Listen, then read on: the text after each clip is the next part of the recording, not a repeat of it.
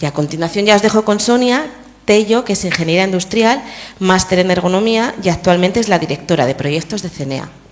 Gracias. Gracias.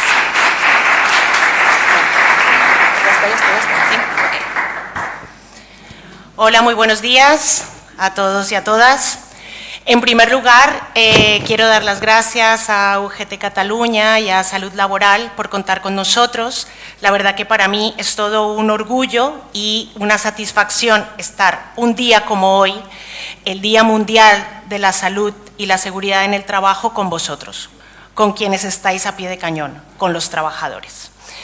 Bien, pues yo en mi charla os quiero contar un poco la estrategia que tomó hace algunos años UGT Cataluña y Salud Laboral en desarrollar una serie de guías, de herramientas para proporcionarle a los delegados y delegadas de prevención criterios técnicos con rigor científico, pero de fácil uso, para que vosotros tengáis la posibilidad de, en vuestras empresas, aplicar estos criterios y como mínimo velar por el cumplimiento que tiene que realizar, digamos, el Departamento de Prevención, los técnicos de prevención, en velar por la salud de vuestros compañeros y compañeras. Pues bien, en el año 2011, por ahí, UGT Cataluña nos pide el reto, la tarea de desarrollar una serie de guías y de herramientas para que podáis tener un lugar de consulta y poder aplicarlas de una manera fácil en vuestros centros de trabajo. Estas guías, la primera, la presentaremos y habla sobre la identificación de peligros ergonómicos. Es una guía que abre la puerta hacia ese desconocido mundo de la ergonomía biomecánica y lo que me permite es identificar, huyendo de la lógica, huyendo de lo que creemos que puede ser, sino con criterio técnico, con criterio de norma ISO, exactamente si hay presente un peligro ergonómico o no, en cada puesto de trabajo o en cada tarea en nuestros centros. Después de esta guía de identificación de peligros ergonómicos, pasaremos a una guía de evaluación rápida, una herramienta que nos permite discriminar rápidamente si el riesgo es aceptable o bien hay una condición crítica. No sabemos cuánto es el riesgo, cuantitativamente no tendré un resultado, pero sí que podré saber rápidamente si, aquí hay un problema. Ojo, por favor, efectuar la evaluación específica de riesgos. Y por último, esta guía, que es la que nos permitirá a vosotros, como delegados y delegadas de prevención, proponer medidas para eliminar y reducir los riesgos ergonómicos. Esta es como una de las mayores aportaciones que podemos hacer en nuestros centros de trabajo, además, no solo de exigir y solicitar que se cumpla la ley y que se cumplan estos criterios técnicos, sino además, nosotros como primeros afectados participantes de esos lugares de trabajo, pues el poder proponer, pero proponer mejoras que realmente sean efectivas en esos puestos de trabajo. Pues bien, vamos allá. La primera guía, la de identificación de peligros ergonómicos, busca como objetivo principal facilitaros una herramienta ágil, rápida, de rápida aplicación, para identificar correctamente los peligros ergonómicos, porque estamos hablando de prevención de trastornos musculoesqueléticos. Vamos a hablar única y exclusivamente de ergonomía física, ergonomía biomecánica y cómo el trabajo puede estar afecto a unos peligros ergonómicos que pueden desencadenar en trastornos musculoesqueléticos. Esta guía la quisimos desarrollar de una manera más distendida, menos tediosa para la lectura, y propusimos a 4 personajes, a Irina como delegada de prevención, a Javier como técnico de prevención y Judith y Kasim, 2 trabajadores. Y entre ellos se desarrollan conversaciones y casos reales que podéis encontrar en vuestras instituciones, en las cuales pues, nos va a facilitar la aplicación de esta guía. Pero no quiero empezar a explicar la guía sin entender, sin que sepáis exactamente qué es un peligro ergonómico. Un peligro ergonómico es una condición de la tarea o del trabajo que puede, ojo, puede llegar a generar un daño o un trastorno musculoesquelético. No estamos hablando del peligro de seguridad.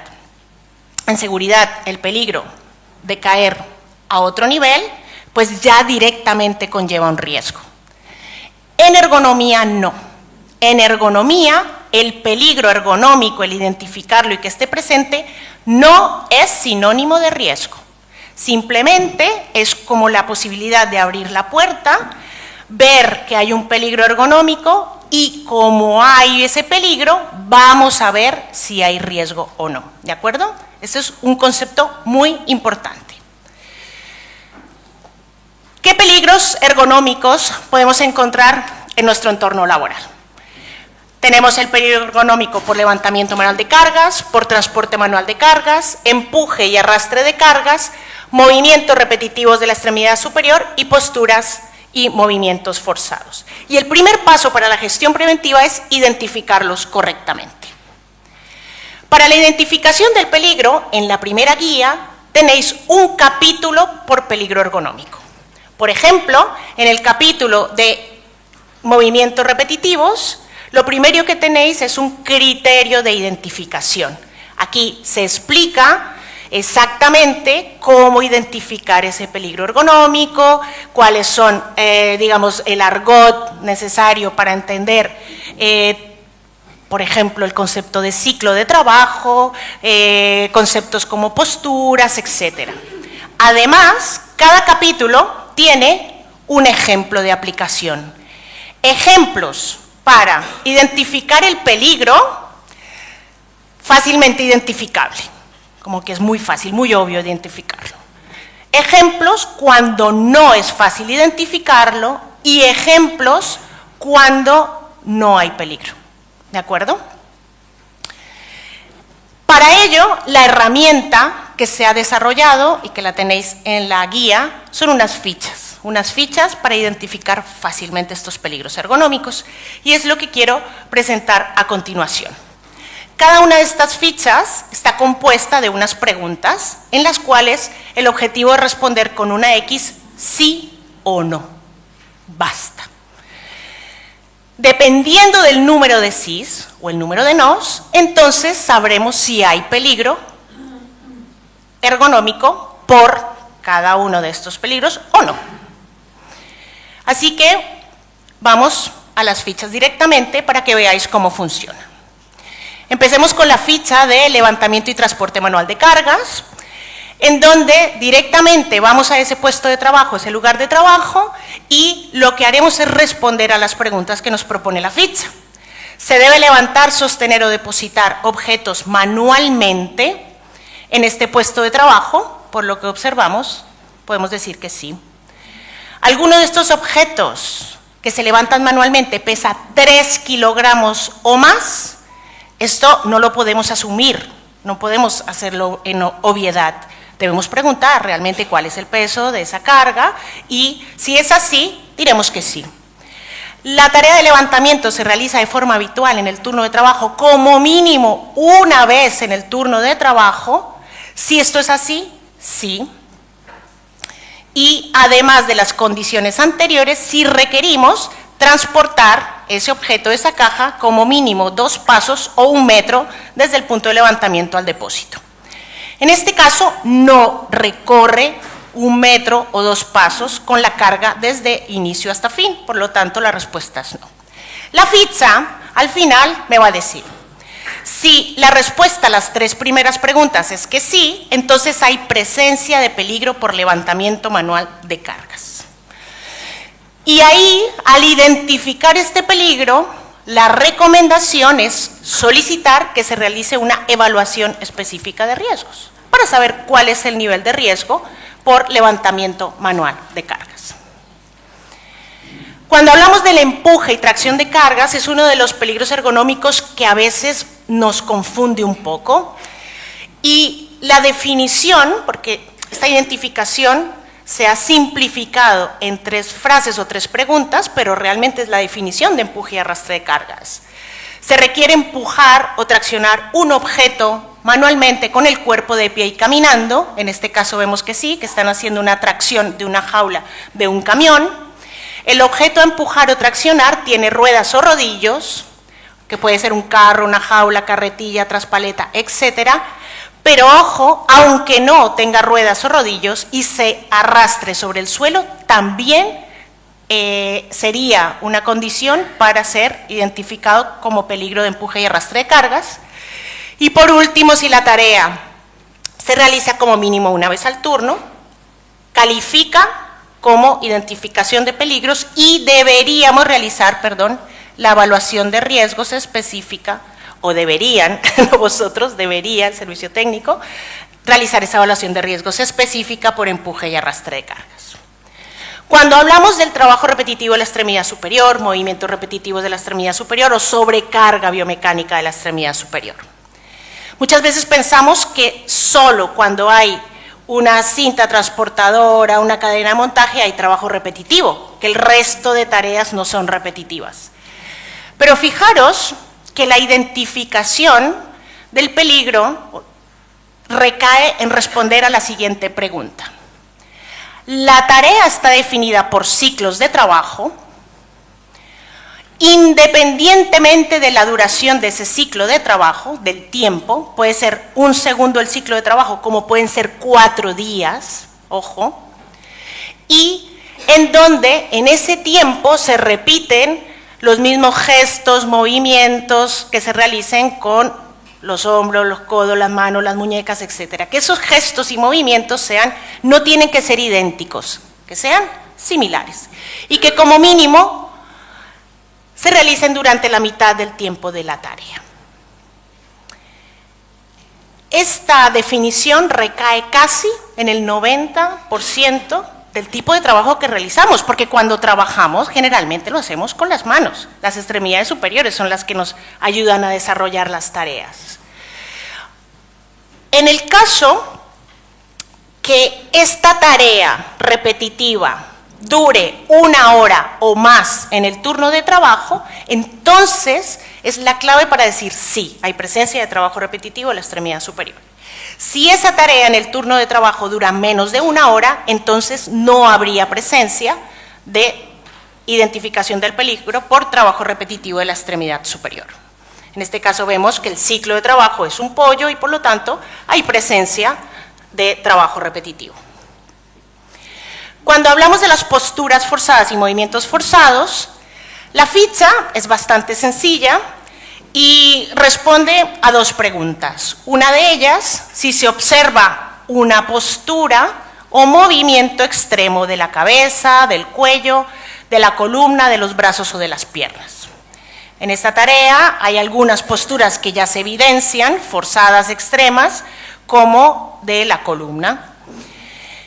Y también la siguiente pregunta nos dice, ¿las posturas o movimientos extremos se adoptan o realizan durante más de 1 hora en la jornada laboral? Si esto es así, entonces clasifica como que hemos identificado el peligro por posturas y movimientos forzados. ¿Qué tendríamos que hacer aquí? Solicitar la evaluación específica de riesgos por este peligro ergonómico. Tenemos también otro peligro ergonómico, que son las fuerzas isométricas. Es un peligro ergonómico que ya no está tan presente en los puestos de trabajo. La verdad que la tecnología ha avanzado mucho y ya no tenemos esos puestos antiguos de palancas, de fuerzas, etcétera. Sin embargo, aquí un ejemplo en el cual si se usan palancas con la extremidad superior, en donde tengamos que subirlas, bajarlas, empujarlas, traccionarlas, etcétera, pues clasificaría como que está presente. Si se hace trabajo con pedales, sentado, en este caso no, porque está trabajando con las manos, la palanca baja. La tarea requiere empujar o arrastrar algún tipo de objeto sin caminar, o bien si es necesaria la aplicación de una fuerza de intensidad superior a ligera. Cuando hablamos de fuerzas, en vuestras guías está explicado esos niveles de fuerza con la escala de Borg y entenderéis que será una fuerza ligera, moderada, fuerte, etc. Aquí quiere decir que si la fuerza es más que ligera, entonces aplicaría o sería potencialmente peligroso para un trastorno musculoesquelético. Por lo tanto, identificamos peligro por fuerzas isométricas y deberíamos evaluar ese riesgo con la norma correspondiente. Pues bien, hasta aquí digamos que tenemos las fichas de identificación de peligros ergonómicos. Son muy sencillas de aplicar, ya lo veis, solo respondiendo sí o no, y cualquier tipo de palabra o de concepto técnico está explicado dentro de la guía. Tiene un glosario y por lo tanto será muy fácil solicitar en vuestras empresas, oye, aquí he identificado peligro por trabajo repetitivo y no he visto la evaluación, solo se ha evaluado el levantamiento manual de cargas. Tenéis criterio técnico para poder solicitar estas evaluaciones. Continuamos con la segunda guía. Esta segunda guía habla de la evaluación rápida de riesgos ergonómicos. Su objetivo, que seamos capaces de dar un paso más, que seamos capaces de no solo identificar el peligro y dejar en manos de los técnicos de prevención que hagan su trabajo, sino incluso nosotros poder hacer una estimación rápida de ese riesgo y saber si hay riesgo realmente o no, o bien verificar la coherencia que hay entre los resultados de las evaluaciones de riesgos que se hacen en las empresas y yo comprobar si realmente hay coherencia en esos resultados. Una evaluación de riesgos que me entregan, que se ha realizado en la empresa y me pone que el riesgo es aceptable y yo aplico la evaluación rápida y me sale una condición crítica, pues aquí tengo una herramienta para contrastar esa información. Esta herramienta no exime de la evaluación de riesgos específica. Ojo, esta evaluación rápida es una propuesta que hace la norma ISO para discriminar rápidamente si el riesgo es aceptable o hay alguna condición crítica, pero no exime de la evaluación específica de riesgos. Y entonces aquí entramos ya a definir qué es un riesgo ergonómico. Un riesgo ergonómico es la probabilidad que tiene ese peligro ergonómico, ese levantamiento manual de cargas, ese empuje y arrastre de cargas, la probabilidad que tiene de generar un trastorno musculoesquelético en esa persona expuesta a ese peligro ergonómico. Si hay peligro, ojo, no tiene por qué haber riesgo. Puede haber presencia de peligro por levantamiento manual de cargas, porque se levantan las cargas, etcétera, pero el riesgo ser aceptable, ¿ok? De eso se diferencia de la seguridad.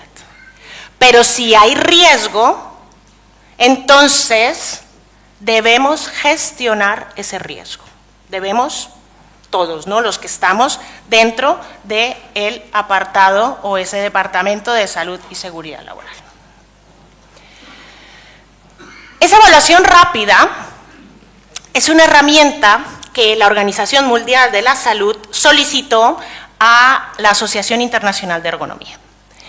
Y delante de la pandemia de trastornos musculoesqueléticos que hay en el mundo, no solo en Europa, sino en el mundo, se solicitó hace ya más de 13 años que estos grupos de trabajo desarrollaran herramientas de fácil uso para discriminar no solo las grandes empresas que tienen las posibilidades incluso económicas de tener un técnico de prevención, sino las pequeñas empresas, su propio, digamos, gestor, pudiera saber rápidamente si hay riesgo ergonómico o no. Y gracias a ese trabajo salieron las fichas de identificación de peligros y también aparecen las fichas de evaluación rápida para estimar el riesgo. Una vez hemos estimado ese riesgo, pues siempre, siempre, siempre es recomendable hacer la evaluación específica del riesgo.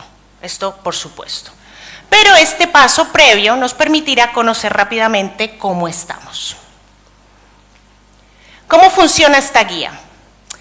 Con la guía anterior ya hemos podido identificar si hay peligro ergonómico por alguno de todos los peligros que hemos presentado. Por ejemplo, por trabajo repetitivo. Una vez hemos identificado que hay ese peligro, entonces vamos a hacer la evaluación rápida. Y la evaluación rápida va a constar en aplicar dos fichas. Una de condiciones aceptables, verde, y si esa ficha no me da que el riesgo es aceptable, entonces me voy a la ficha de condiciones críticas o de riesgo alto, rojo, ¿vale? El tema es que aplicando estas dos fichas puede que no tengamos un resultado verde o aceptable, que no tengamos un resultado rojo o crítico, sino indeterminado. Que las preguntitas que hay en esas fichas no han sido capaces de resolverme el riesgo y por lo tanto debemos solicitar que se aplique esa evaluación específica de riesgos. ¿Para qué nos sirve, chicos, esta evaluación rápida? Primero, para identificar cuáles son los puestos de trabajo que tienen más problemas, sobre todo esos aspectos críticos que puedan haber en algún puesto de trabajo. Y ojo, decirle a la empresa, hemos identificado esto, aquí queremos una evaluación rápida porque puede haber un problema. Y segundo, comprobar de una forma sencilla la coherencia entre los resultados que nos comparte la empresa de esas evaluaciones de riesgo específicas con lo que vosotros podéis considerar con estas evaluaciones rápidas, es decir, bueno, ¿hay coherencia o no hay coherencia? Como os digo, este procedimiento no exime de la aplicación de la evaluación específica de riesgos. ¿Cómo utilizaremos esta evaluación rápida? Hemos identificado ese peligro ergonómico. Entonces, lo primero que hacemos es, para cada peligro ergonómico, aplicaremos la ficha verde, que llamamos de condiciones aceptables, ¿vale? Si la condición aceptable me dice que sí, que está en nivel verde ese peligro ergonómico, quiere decir que el riesgo es aceptable, ¿ok? Si no, entonces pasaremos la ficha de condiciones críticas.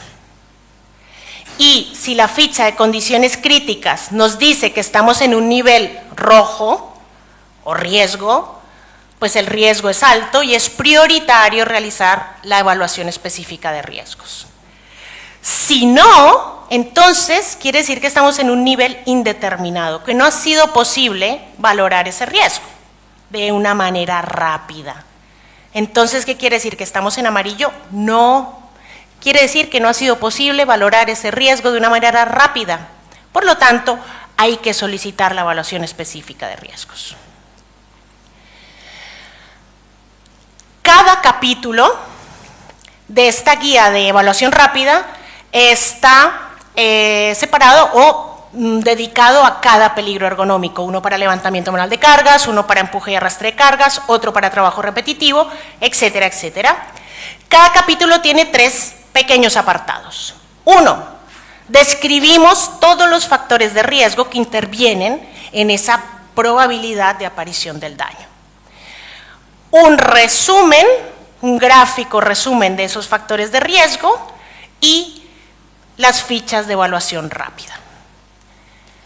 Vamos a ver un ejemplo en donde lo primero, la descripción de cada factor de riesgo tiene su descripción de qué es, para que sepamos qué significa la asimetría o la rotación axial, por ejemplo, qué significa, y lo importante es que aquí además os ponemos en letra cursiva cuál sería la condición óptima de ese factor de riesgo, qué sería lo ideal.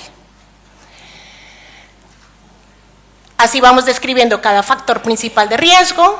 Después encontraréis en cada capítulo un resumen de todos los factores de riesgo. Y finalmente la ficha de evaluación rápida, tanto las condiciones aceptables como críticas. Vamos a, como ejemplo, a verificar esta ficha de evaluación rápida para el levantamiento manual de cargas. Hemos identificado peligro por levantamiento manual de cargas, pasamos a aplicar la ficha de condiciones aceptables a ver si el riesgo es aceptable. Y me dice, ¿todas las cargas levantadas pesan 10 kilos o menos? No lo sabemos, ¿verdad? Tenemos que preguntar. Entonces, preguntamos a la empresa cuánto pesa cada caja, me dicen que pesa 2,5 kilos, ¿ok? 2,5 kilos, pero fijaros que está levantando 4 cajas al mismo tiempo. Entonces, aunque cada cajita pese 2,5 kilos, pero está levantando en total 10 kilos, ¿vale? Ahora, ¿todas las cargas levantadas pesan 10 kilos o menos? No sé por qué no se marca aquí, sí. El peso de la carga es de 3 a 5 kilos y la frecuencia de levantamientos no excede 5 levantamientos por minuto, o el peso de la carga es de 5 a 10 kilos y la frecuencia de levantamientos no excede el levantamiento por minuto. Necesitamos verificar la frecuencia. Necesitamos saber cada cuánto se levanta una cajita por minuto. En este caso, se realiza una vez por minuto. Por eso la respuesta aquí es sí. ¿El desplazamiento vertical se realiza entre las caderas y los hombros? No. Ya vemos que está colocando cajas a nivel de suelo y que también coloca cajas muy alto. ¿El tronco está erguido sin estar flexionado ni en torsión? ¿Qué diríais? ¿Que sí o que no? ¿El tronco está flexionado, erguido en postura perfecta? No, flexiona el tronco de una manera significativa. Y la carga se mantiene muy cerca del cuerpo, aquí pegada al cuerpo, tanto cuando levanta la carga como cuando la deposita. Esto no es así. Todos estos conceptos los tenéis descritos en la guía, para entenderlos muy bien. ¿Qué significa cerca del cuerpo? ¿Qué significa lejos del cuerpo? Etcétera, etcétera. En este caso, si todas las respuestas a las preguntas son un sí, entonces podríamos asegurar que el riesgo es aceptable y, por lo tanto, hasta aquí llegaría nuestra función con esta tarea. Pero resulta que alguna respuesta es que no. Si alguna respuesta es que no, vámonos a la ficha de condiciones críticas, a ver si el riesgo es alto. Ya sabemos que no es aceptable, pero necesitamos verificar si hay alguna condición crítica. Entonces, la de condiciones críticas es un poco más larga. Lo importante es que si solo una condición en esta ficha de condiciones críticas es un sí, ya el riesgo es alto. Ya hay una condición crítica y esto debería gestionarse. La primera pregunta, ¿la altura de agarre de la carga es superior a 1,75 m o está por debajo del nivel del suelo? Resulta que la exigencia de la empresa es que las cajas vayan apiladas casi hasta 2 metros de altura. Por lo tanto, la cajita de arriba tiene que colocarla a 1,80 m. Ese agarre es a 1,80 m.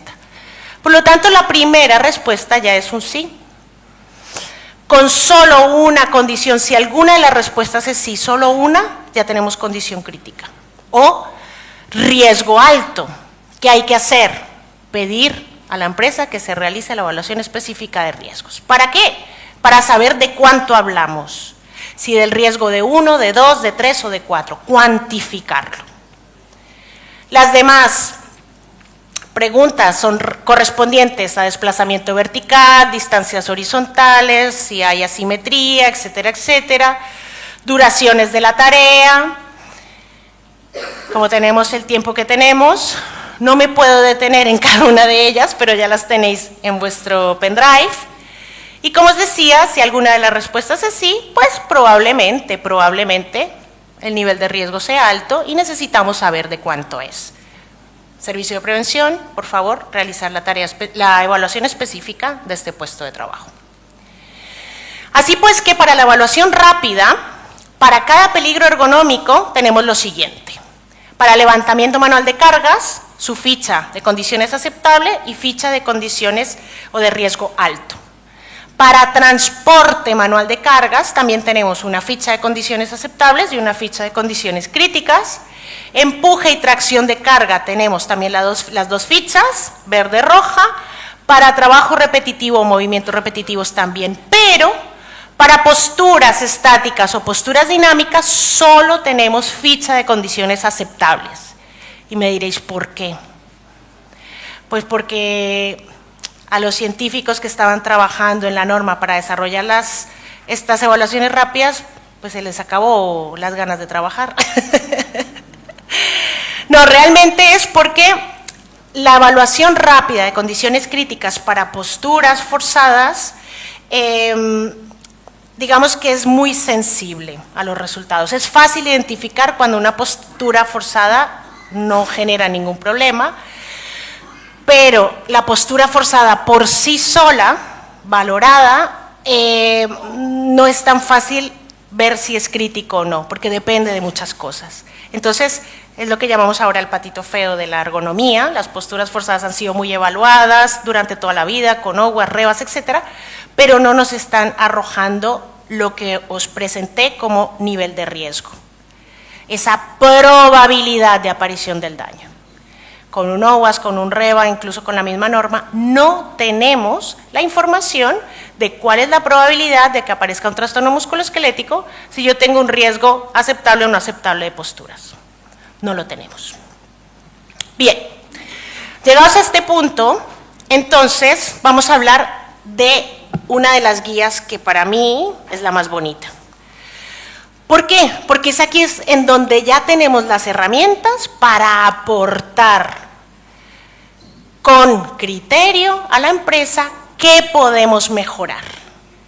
Porque a veces pecamos un poco de creer que lo mejor es, por ejemplo, cambiar las alturas cuando hablamos de levantamiento manual de cargas, o pecamos porque creemos que el problema es levantar el hombro, pero ya con todo este conocimiento vamos a ir a proponer mejoras, intervenciones ergonómicas, dando en la diana del problema.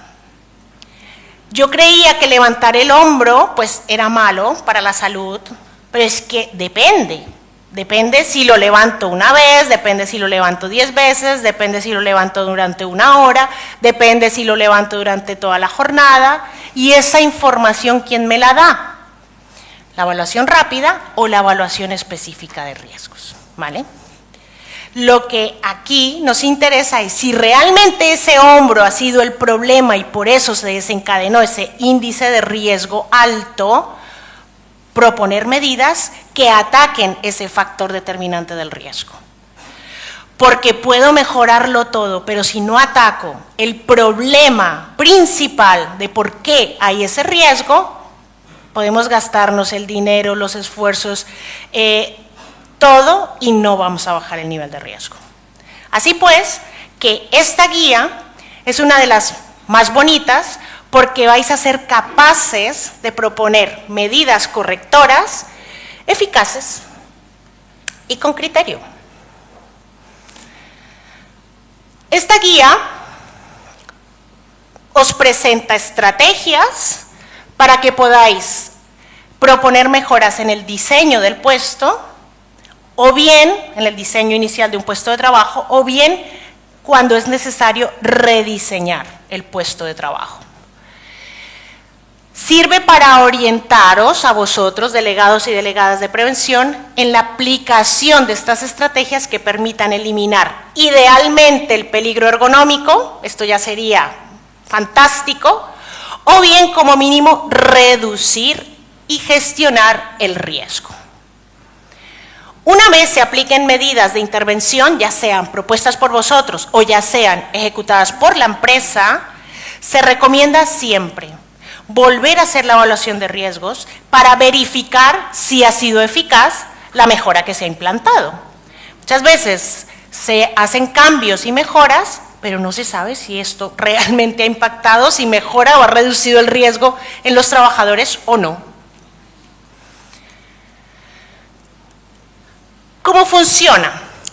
De manera análoga con las otras guías, hay un capítulo específico para cada peligro ergonómico, un capítulo para levantamiento manual de cargas, un capítulo para empuje y tracción, un capítulo para movimientos repetitivos y uno para posturas y movimientos forzados. Cada capítulo presenta un procedimiento de intervención que no es otra cosa que un diagrama de flujo que os dice por dónde ir para cada peligro, y presentamos estrategias de eliminación del peligro ergonómico. Buah, si logramos eso ya es un no va más, vamos, es para titularnos nosotros. O bien estrategias para reducir el riesgo, si no podemos eliminar el peligro, reducimos el riesgo, y evidentemente un ejemplo de aplicación. Vamos a irnos con el peligro ergonómico que hemos ido mencionando toda la mañana, que es el de levantamiento manual de cargas, como ejemplo. Cuando hablamos del procedimiento de intervención, es en cada capítulo os presentamos este diagrama de flujo, que os va a ayudar a decir, ¿hay presencia de peligro por levantamiento manual de cargas? Sí. Sigamos las estrategias de eliminación del peligro. Nos vamos a eliminación del peligro. Seguimos las estrategias. ¿Fue posible eliminar el peligro? ¿Sí o no? Si no, entonces iremos a las estrategias de reducción del riesgo, aplicando lo que me dice cada uno de los apartados. ¿Cuáles son las estrategias para eliminar el peligro por levantamiento manual de cargas? Os presentamos 3. Eliminar la carga. Fantástico, ¿no? Que desaparezca. Magia, magia, eliminemos la carga. Bien, hay posibilidades de eliminar esa carga, principalmente, pues, automatizando, que ya no tenga que levantar yo manualmente esa carga, sino que, por ejemplo, haya un paletizado automático de esas cajas, de esos productos, etcétera. Se eliminó la carga, ya no hay que levantar esa carga. Otra opción es evitar el levantamiento manual. ¿Cómo podemos evitarlo? Mediante equipos, mecanismos, no sé si conocéis, por ejemplo, los elevadores por succión, que cogen las cargas, chupan con ventosas, chupan el saco, la caja, etcétera, y entonces ya no hay levantamiento manual. La zona baja de la espalda no está sufriendo el levantamiento de ese peso, sino que le da risa un equipo, como en el caso de los geriátricos, la grúa. Sería lo mismo, ¿no? La carga existe, pero la grúa al final está haciendo la fuerza para levantar ese peso. Y el utilizar el desplazamiento, el arrastrar o el empujar en vez de levantar, también es otra estrategia de eliminar el peligro. Si esto no es posible, entonces vámonos a las estrategias de reducción del riesgo. Y estas estrategias aquí están mencionadas, pero cada una de ellas está explicada en la guía. En cuanto a la carga, podemos trabajar con los pesos de la carga, disminuirlos, dividirlos, los tipos de agarre, si es posible mejorarlos. En cuanto a los requerimientos de la tarea, mejorar esos giros de tronco en cuanto al diseño del puesto de trabajo. Si yo debo levantar la caja y colocarla aquí, pues seguramente voy a rotar porque mi cuerpo quiere ahorrar energía. Pero si diseño el puesto, levanto aquí, obligatoriamente debo mejorar mi postura para depositarlo sin girar el tronco. Asimismo, proponemos estrategias de reducción del riesgo en cuanto a la organización del trabajo, proponiendo o bien régimen de pausas y descansos con carácter de recuperación biomecánica. O sea, esa recuperación debe tener unos ciertos tiempos y criterios. ¿Por qué? Porque necesitamos un tiempo para oxigenar la musculatura, necesitamos un tiempo para que esas articulaciones generen ese líquido sinovial y por lo tanto esa propuesta de pausas y descansos es una alternativa para reducir el riesgo. Otra es, por ejemplo, la rotación entre diferentes puestos de trabajo, uno con carga alta, otro con carga baja. Al final, mi riesgo al final del día puede ser una media de los diferentes riesgos de los puestos de trabajo. Y también proponemos para cada capítulo, cada peligro ergonómico, otros factores adicionales que se pueden sumar a mejorar las condiciones de cada puesto de trabajo. Y por supuesto, para cada uno de ellos presentamos un ejemplo en donde tenemos una situación como esta y proponemos cosas importantes, el espacio para los pies. Si yo no tengo espacio para acercarme a ese pallet, pues voy a estar lejos del punto de levantamiento de ese objeto. Mientras yo más cerca pueda estar, lo puedo levantar más cerca de mi cuerpo. El espacio de 1 metro o más para poder evitar esos giros de tronco al levantar y al depositar. La posibilidad de que los levantamientos se realicen entre la cadera y la altura de los hombros, zona óptima de levantar, que giren y siempre yo deposite cerca de mi cuerpo. Carritos regulables en altura, no es tan difícil. Hay carritos y carritos por todas las empresas, por todas las industrias.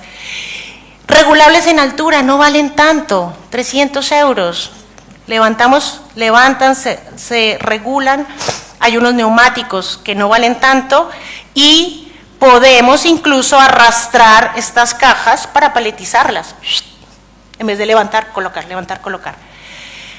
En muchos casos, cuando hablamos de pallets, en muchas empresas, o bien se utiliza para regular esa altura, la traspaleta de tijera que se va levantando y va regulando la altura, o bien lo que llamamos nosotros la ejecución o implantación de un foso. Esto conlleva un coste más importante, pero somos testigos de que esto también se ha implantado en muchas empresas. Bien, no sé si he corrido mucho o no. Cada uno de los capítulos tiene estos apartados: su descripción, su procedimiento, sus estrategias de eliminación del peligro, estrategias de eliminación, reducción del riesgo y su ejemplo. Y por último, me gustaría mostraros intervenciones 2, porque algunas empresas pues tienen confidencialidad y no podemos mostrar sus resultados, pero me gustaría mostrar este caso, en donde al inicio se identifica el peligro por levantamiento manual de cargas, porque levanta unas garrafas que pesan 6 kilos cada una. Además, hay peligro por trabajo repetitivo de la extremidad superior.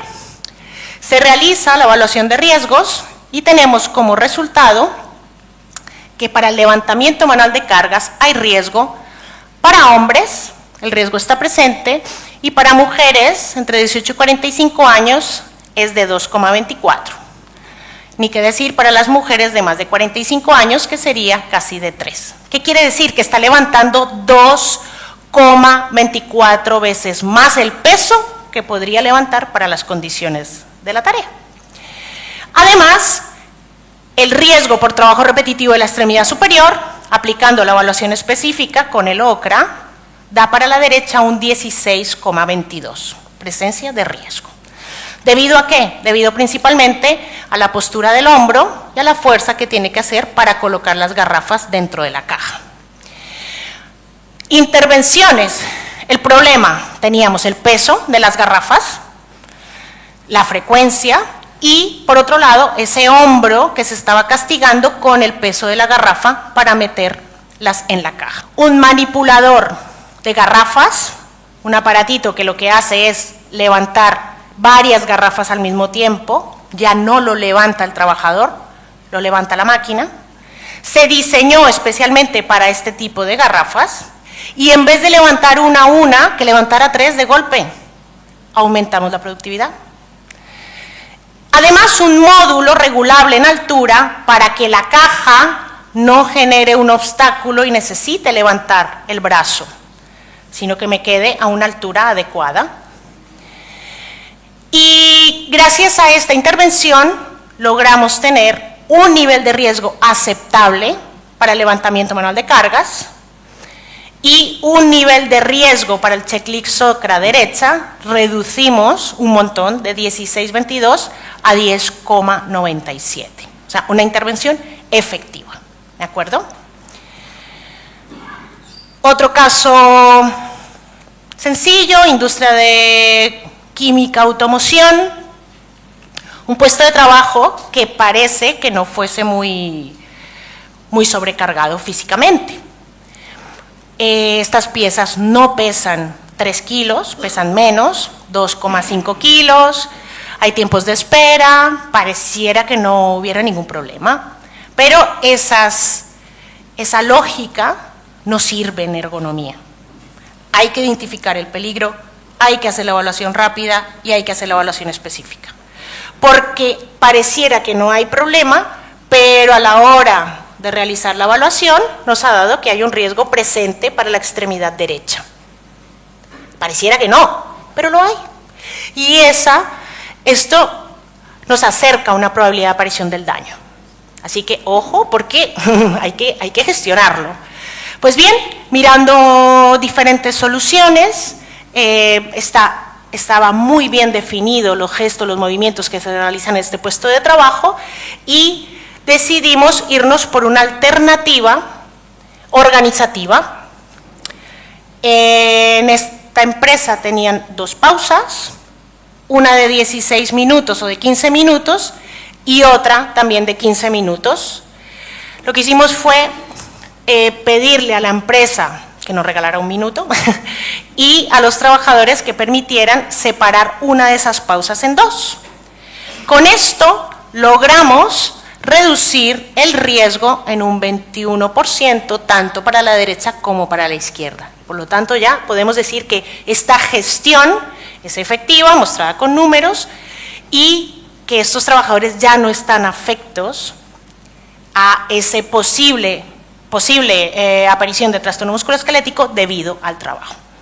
Bien, espero que haya sido interesante todo lo que os he explicado. Yo solo os invito a que estas guías sean vuestro ABC, que os van a ofrecer mucho conocimiento. Para los que no las conocíais, os invito a usarlas y a trabajarlas. Pensar que estas guías no solo las está utilizando delegados y delegadas de prevención, o sea, están siendo material de estudio de técnicos de prevención, alumnos que están haciendo maestría de ergonomía con nosotros. O sea, tenéis un material maravilloso. Así que os invito a usarlo, a reusarlo y a superusarlo. Y muchísimas gracias por vuestra atención.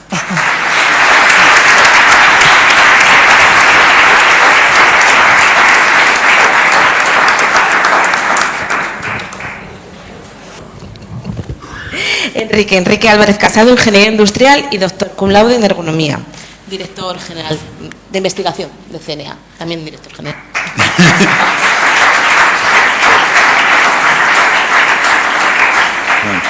Bueno, muchas gracias, Mamen, por la presentación, y muchas gracias a esta casa que cuenta con nosotros para estos eventos. Nosotros encantados de participar. Para esta ocasión me pidieron hacer una charla taller sobre trabajar de pie. Bueno, en verdad esto es una charla taller que no habíamos hecho nunca. Entonces la hemos preparado específicamente, porque dijimos, me interesa, ¿por qué no? Vamos a hacerla. Voy a hacer un poco de investigación sobre el tema. Evidentemente ya sabía por dónde iban los tiros, he estudiado un poco. Pero digo, a ver cómo lo puedo explicar. Y mi primera pregunta era, oye, ¿es malo estar de pie?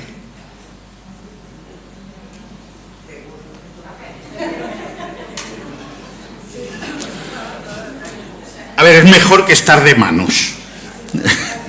¿O no? Empezamos bien. Vale.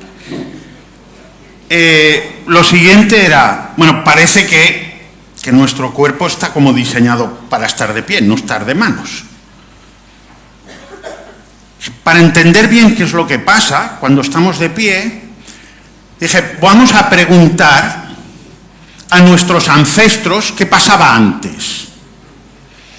Claro, como sabéis, venimos de una evolución de especies, pero somos una mezcla de muchas especies. No es que digas haya un camino único que hayamos seguido para llegar donde hemos llegado hoy.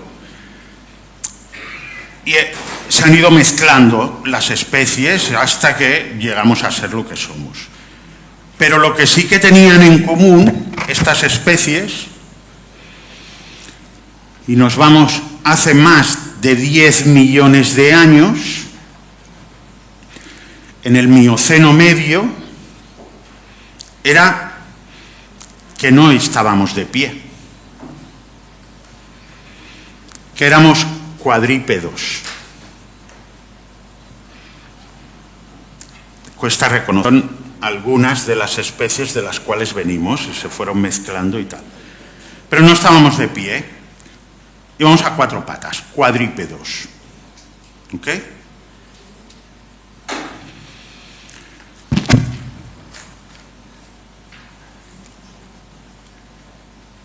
¿Qué es lo que tenían? ¿Qué características teníamos entonces?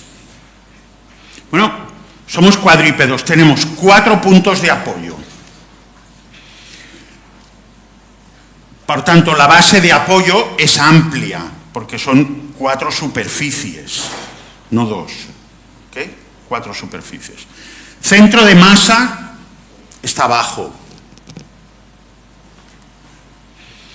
Esto nos permite tener mucha estabilidad, mucho equilibrio, de manera fácil,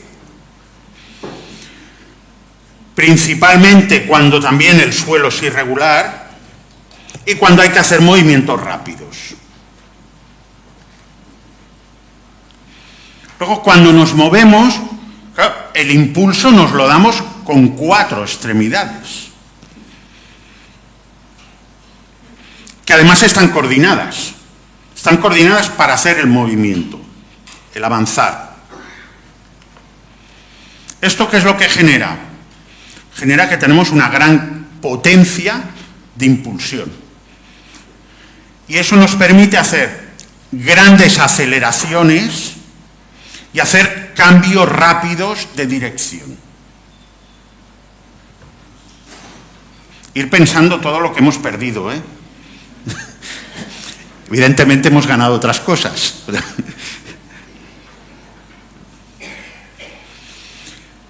El peso corporal está distribuido, ¿verdad?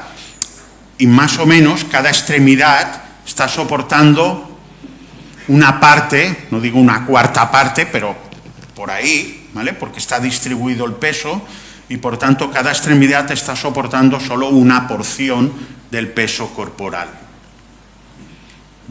Por tanto, las articulaciones de las extremidades tienen menos exigencia, porque tienen que soportar menos peso. Claro, ¿no? Qué bueno, qué bien estábamos hace 10 millones de años. Bueno, hace 4 millones, pasó tiempo, pero más o menos hace unos 4 millones de años, empezamos a notar la necesidad de puntualmente, es lo que se llama facultativo, bipedestación facultativa. ¿Qué significa? Que es puntual, que es por una necesidad puntual. En algún momento necesito hacer algo que digo, me voy a soportar solo en 2 extremidades, voy a bipedestar porque lo necesito. Por ejemplo, pues para alcanzar algo que está alto, ¿vale? Sea con la boca o con la otra extremidad, ¿vale? Está alto y tengo que hacer ese gesto, ¿vale? Y eso lo empezamos a hacer hace 4 millones de años.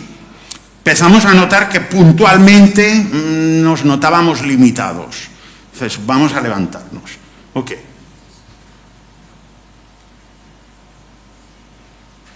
Bueno, hace 2 millones de años, Homo erectus, que se llama Homo, todo que he sacado en todas las especies, he puesto los 2 géneros, porque no sé por qué, siempre es el hombre que sale. Bueno, Homo erectus, Homo neanderthalensis y Homo sapiens. Hace 2 millones de años bipedestamos. Decidimos abandonar las 4 extremidades para desplazarnos y permanecer solo sobre 2. Relativamente poco si pensamos en toda la evolución. ¿Qué ha sucedido ahí? Bueno, resulta, ¿os acordáis todo lo que os he explicado que era todo lo que teníamos por ser cuadrúpedos? Que os he comentado, tenemos 4 puntos de apoyo, base amplia, y eso nos da una estabilidad y un equilibrio. Lo hemos perdido. Tenemos 2 puntos de apoyo. Por tanto, de estabilidad poca. ¿Ves? Mamen me ha dicho, ¿para dónde vas subiendo escalones? O sea, que cualquiera se cae. Rampitas, suave, porque nos podemos caer. Somos seres inestables. ¿Os acordáis que os decía, oye, como el impulso, la potencia para el movimiento, lo damos con las 4 extremidades, esto nos genera una gran potencia. El impulso ya no lo tenemos con 4 extremidades, con 2. Por tanto, eso de mayor potencia de propulsión lo hemos perdido. Tenemos menor potencia. ¿Os acordáis que decía que el peso corporal estaba distribuido y por tanto en cada extremidad aguantaba menos peso, porque lo repartíamos, el peso corporal? Ahora ya no está distribuido. El peso corporal lo está soportando la columna vertebral. O sea, una persona de... Muy bueno, porque en la literatura de ergonomía, siempre cuando hablan de persona tipo, siempre hablan persona de 70 kilos. Mira, no, persona de 90. ¿Vale? Pues una persona de 90 kilos, al estar bipedestado, ahora mismo mi columna vertebral, dices, bueno, la columna está aquí arriba. Dices, ¿qué estás soportando? ¿El peso del tórax, los brazos y el pedazo cabeza que tienes? No, la columna vertebral está soportando el peso de todo mi cuerpo. ¿Os acordáis de Newton? En el colegio, cuando nos explicaban los principios de Newton y tal. Si el cuerpo, ese objeto, no se desplaza con una velocidad constante o acelerada, eso significa que la sumatoria de fuerzas es igual a 0. Ahora mismo mi cuerpo no se desplaza hacia abajo. Ha dejado de caer. Ahora ya no sigue cayendo hacia abajo. Eso significa que la suma de fuerzas verticales es igual a 0. Y tengo una fuerza que es el peso de todo mi cuerpo, por la gravedad, está yendo hacia abajo. Por tanto, los pies, estoy recibiendo los 90 kilos en sentido contrario. Esa compresión la está soportando ahora mismo mi columna. Solo por estar de pie, no estoy haciendo nada más, por tanto, nuestras articulaciones tienen más exigencia. Bonito el cambio, ¿no?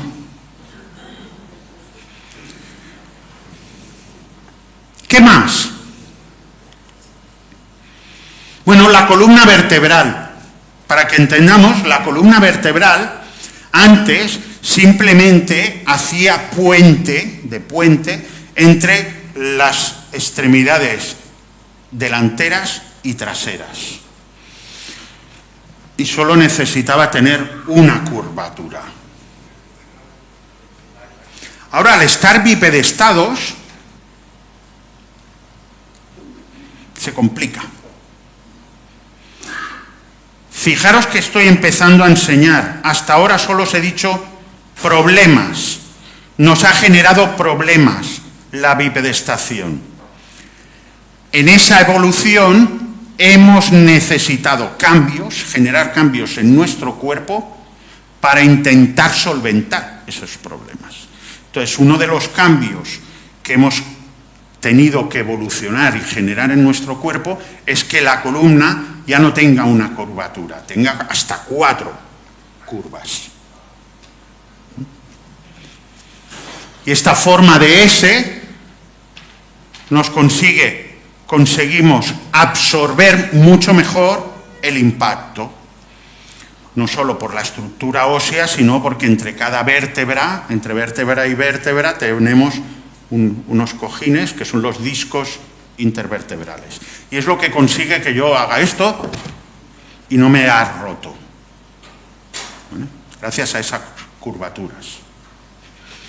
Las hemos tenido que desarrollar, porque si no, no nos iba bien esto, ¿eh? La región lumbar, que es la zona baja, se curvó para soportar mejor el peso del torso, que antes no lo tenía que soportar. ¿Qué más? La pelvis.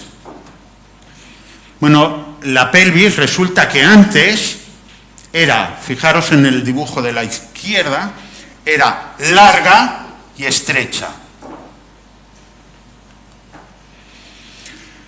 Eso lo que facilita es que tiene una mayor superficie para la inserción de los músculos, principalmente de las extremidades traseras, comparado con las que venían abajo, ¿vale?, de la pelvis.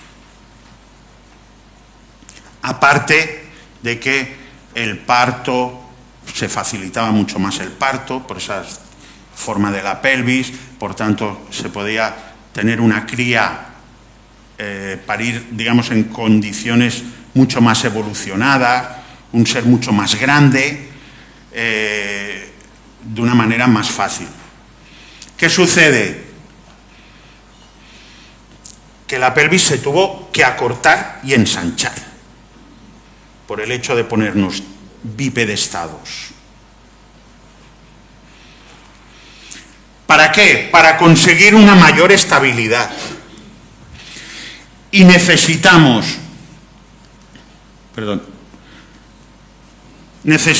la pelvis se hace más robusta porque ahora pasa a soportar peso, antes no lo tenía, necesitamos que soporte más, sea más estable y además, como se distribuyen los órganos internos, las vísceras nos las tiene que proteger. Y antes no, porque no las tenía ahí. Pensar que estaba el torso horizontal prácticamente. Vale. Las piernas, las traseras o delanteras, cuando eras cuadrípedo. Cuadrípedo, biomecánicamente, a nivel de diseño biomecánico, tenían poca diferencia entre las traseras y las delanteras, ¿vale? Tenían potencia similar, robustez similar, el número de articulaciones similar, el rango de movimiento similar entre las delanteras y las traseras. Necesitamos alargar las piernas, se alargaron las piernas, especialmente la zona del fémur, que además se inclinó hacia el centro, el fémur, porque necesitábamos hacer eso para ayudarnos a mantener el equilibrio.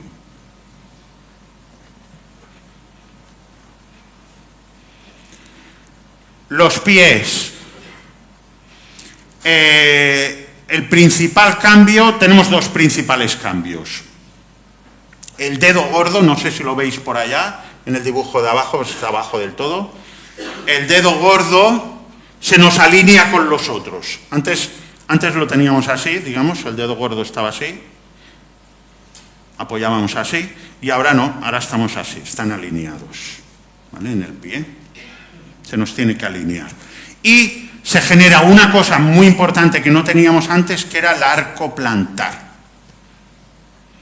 Tanto ahora la planta, la zona de apoyo, es mucho menor, porque antes apoyábamos toda la planta, ahora se nos genera un arco, por tanto apoyamos solo parte cuando estamos con el suelo, Pero eso lo que nos permite, ¿qué es?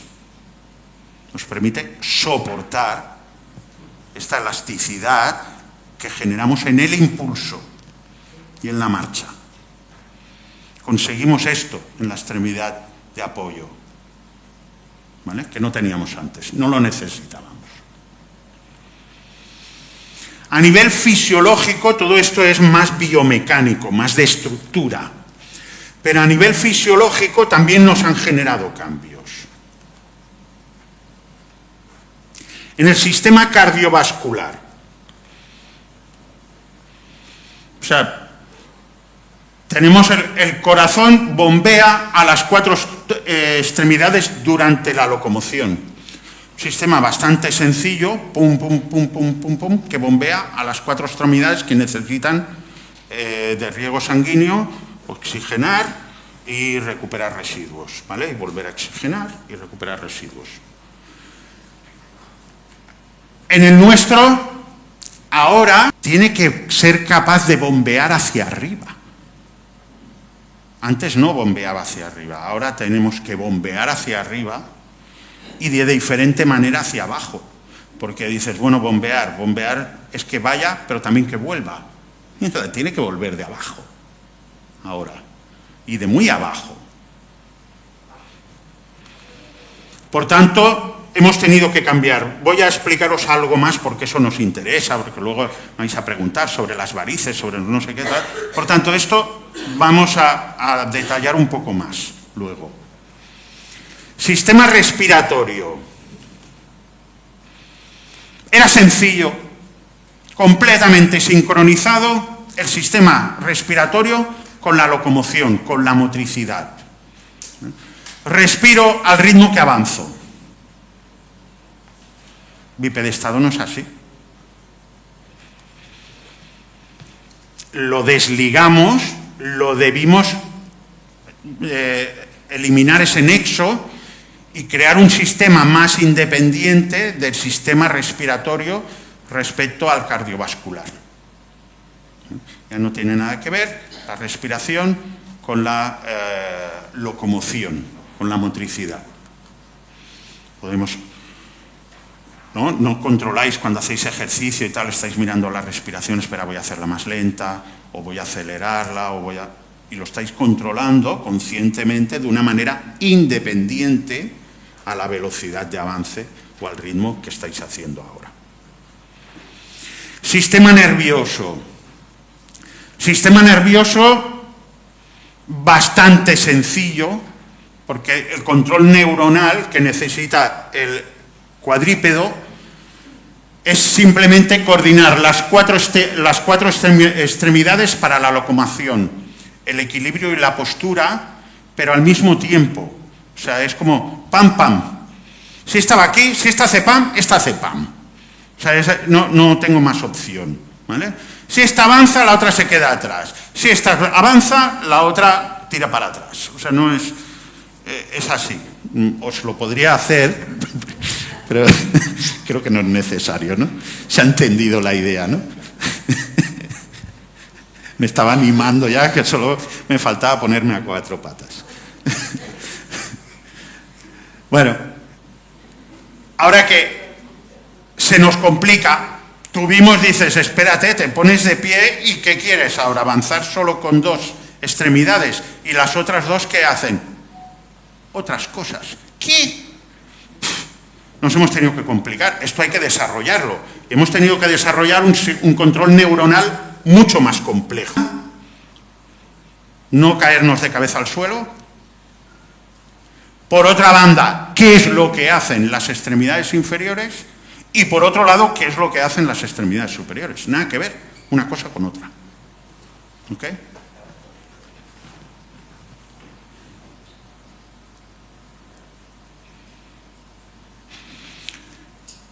El sistema cardiovascular. Sistema cardiovascular, más o menos lo he pintado aquí. Fijaros es muy sencillo, o sea, tenemos la parte... Espera, ¿tengo de hora? Es que me he equivocado. ¿Hasta qué hora es?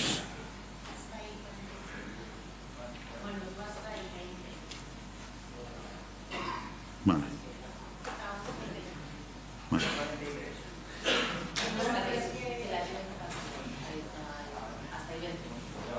Es que no me pone, es que se puso a grabar ejercicio, esto no me pone la hora. Bueno, me hacéis una señal cuando me queden 5, ¿vale? Estos relojes. Bueno, sencillo. ¿Qué es lo que tiene que hacer el sistema cardiovascular? Para el que no lo sepa, lo explico muy sencillo. Muy complejo y tal, pero en el fondo conceptualmente es sencillo. O sea, la sangre al final simplemente es un medio de transporte. ¿De qué? Principalmente de oxígeno. ¿Vale? Pilla todo el oxígeno en los pulmones, se lo pasa a la sangre y la sangre por las arterias, que son las rojas, por las arterias lo tiene que enviar a todo el cuerpo. ¿Para qué? Para alimentar a todas las células, a todos los músculos, todos los tejidos, darles oxígeno principalmente, ¿vale? Y nutrientes y tal. Sí. Podemos complicar todo lo que queráis, pero a lo sencillo, ¿vale? Les damos oxígeno. Vale. Eso en las células genera una reacción, pillan el oxígeno que les llega por las arterias, que acaban en vasos mucho más finos, al final me llega hasta aquí, hasta la punta del dedo, ¿vale? Las células cuando pillan el oxígeno hacen una reacción, pues es como cuando comemos, que generamos residuos. Lo mismo, comen, generan residuos, ¿vale? Principalmente ácido láctico. Entonces ahora la sangre, ese flujo que ha llegado hasta allá, ahora lo que tiene que hacer es coger ese ácido láctico, que es el residuo, y pillarlo para deshacerse de él, y volver, tiene que regresar a volverse a cargar de oxígeno, ¿vale? Para volverse a ir. Entonces, esa vuelta la hacemos por las venas, ¿vale? Que es lo azul, ¿ok? Más o menos, ¿vale? Entonces nos fijamos, el problema lo tenemos sobre todo en lo azul, ese regreso. ¿Por qué? Bueno, en la ida tenemos el peso del cuerpo. El peso del cuerpo, al final, en las diferentes partes, lo que puede comprimir es los vasos sanguíneos. Al final no dejan de ser tubos que son elásticos, entonces se pueden apretar, esas tuberías, se pueden quedar comprimidas. Y eso puede hacer que no se oxigene suficiente pues todas las partes del cuerpo, todos los músculos y todos los tejidos. Y en el regreso, el regreso es contra la gravedad. Mira, que tiene que venir de abajo para arriba. ¿Cómo lo bombeamos esto? Pero si la bomba está aquí. Está solo tirada. ¿Cómo lo hacemos subir? Bueno, pues hemos desarrollado unos mecanismos que no son sencillos, pero es lo que se llama el retorno venoso, que lo hacemos contra la gravedad y lo hacemos de distintas maneras, utilizamos distintos mecanismos. Es decir, lo que hacemos es intentar cambiar la presión que pueda haber en estos tubitos de manera que tire para arriba. ¿Cómo cambiamos la presión que hay en esos tubitos? Pues, bueno, aparte de que tenemos unas válvulas, evidentemente, porque tenemos unas válvulas en el retorno venoso, en las venas, que es lo que regresa, para que solo sea de regreso, porque dice, uy, sí, lo bombeo, espera que no has bombeado mucho, me vuelvo. No, mierda, no puede volver. Tiene que ir en una dirección. Entonces, tenemos como unas válvulas que intenta que no vuelva, ¿vale? Y luego hacemos con las activaciones musculares, células musculares, estamos hablando, no nos damos cuenta, ahora mismo, yo no noto nada, dice, ¿el músculo qué? Está más relajado que relajado, ¿no? Las extremidades inferiores. Ahora mismo tengo células musculares que lo que están haciendo es apretar estos vasos venosos, estos conductos, se activan, los apretan y hacen que, como cambia la presión, suba la sangre por las venas, ¿vale? Más o menos explicado así sencillo, ¿ok? Pero nos quedamos con que tenemos esos problemas que tenemos que superar, la gravedad ahora, que necesitamos que no vuelva, mira, que las venas es hacia un lado, no hacia los dos, ¿vale? Que para abajo son las arterias. Necesitamos que no vuelva. ¿Por qué? Porque si vuelve, primero no puede venir mientras está volviendo, y segundo, no saco el ácido láctico que se ha generado, que es ese residuo que se ha ido generando en todas las venas de todos los tejidos. No lo saco. Al revés, lo regreso, lo acumulo. ¿Vale?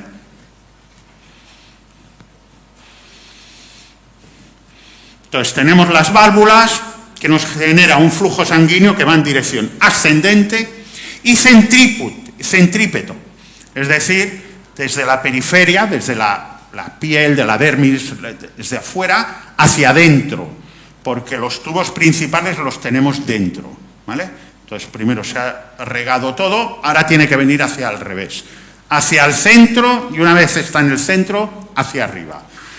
Las válvulas tienen que conseguir que vaya hacia el centro, no hacia afuera, y que una vez esté en el centro, que vaya hacia arriba, no hacia abajo. Las células musculares nos contraen la pared de las venas que están pegadas a los muslos, movilizando la sangre por las venas hacia arriba, contra la gravedad. Evidentemente, esto es lo ideal, estamos diseñados. O sea, todo esto lo hemos tenido que desarrollar, no lo teníamos. En cuanto decidimos, nos va a ir bien a dos patas. Decidimos eso y tuvimos que adaptarnos. ¿Ok? Vale, y para adaptarnos nos ha requerido evolucionar y hacer cambios en nuestro cuerpo, en la evolución. Irlo optimizando, compensando problemas que nos genera. Evidentemente puede fallar. O sea, estas cosas nos pueden dar problemas, ¿no? Y podemos tener que algo no vaya bien de esto, pues que las valvulitas no me falle, no, que el flujo sanguíneo no sea suficientemente potente y no se oxigene bien, que el retorno, no, que las células musculares vinculadas a los muslos están muy cansaditas y ya no me presionan suficiente y no me lo tiran. O sea, puede fallar por 1000 temas. Si todo va bien esto, no hay problema. Lo hemos conseguido.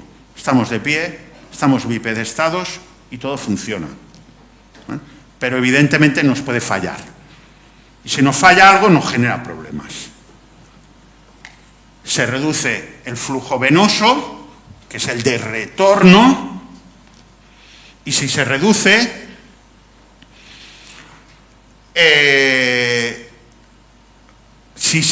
el flujo venoso, evidentemente no me llega suficientemente sangre para volverla a oxigenar y volverla a enviar. También, ¿qué puede pasar? Que este paso de sangre, que hemos dicho que es centrípeto, o sea, de fuera para adentro, ¿vale?, no lo consigamos hacer, el pasarlo del sistema que se llama, arriba lo tengo, del superficial venoso al profundo venoso, se llama así, ¿vale?, y eso no nos lo haga bien, las válvulas fallen, ¿vale?, y como no hay suficiente flujo hacia arriba, vuelvan hacia afuera. Y si vuelve hacia afuera, se empieza a ver una acumulación del ácido láctico y con el tiempo nos empezamos a ver en la piel y dicen, varices. ¿Ok? O sea, es eso. Vale. Y también nos puede generar fatiga. Podemos notar fatiga, esa acumulación de tejidos blandos, tejidos tendones y músculos, nos genera una sensación de agotamiento, molestia, hasta dolor. ¿Vale? Por tanto, si algo va mal, evidentemente podemos no oxigenar bien, no alimentar bien las células, acumular ácido láctico, generar con el tiempo varices y y notar fatiga. Todo esto por estar de pie.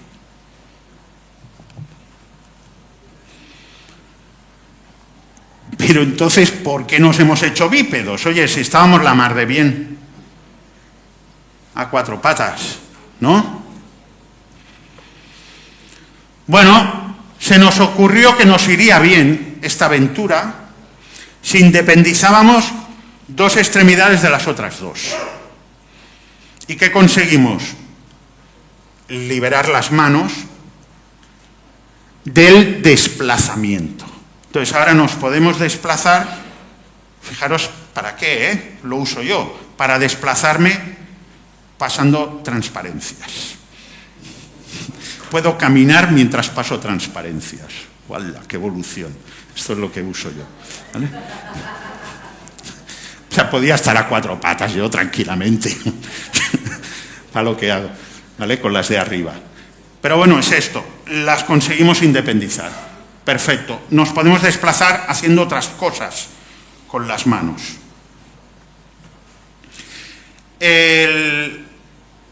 Teníamos un patrón de caminar en forma de péndulo. O sea, biomecánicamente es... No me voy a poner a 4 patas, me lo estáis pidiendo, pero en forma de péndulo es la manera de avanzar cuando te desplazas en 4 patas, ¿vale? Entonces, como que ganas un impulso y lo cedes, ganas el impulso y lo cedes, ¿vale?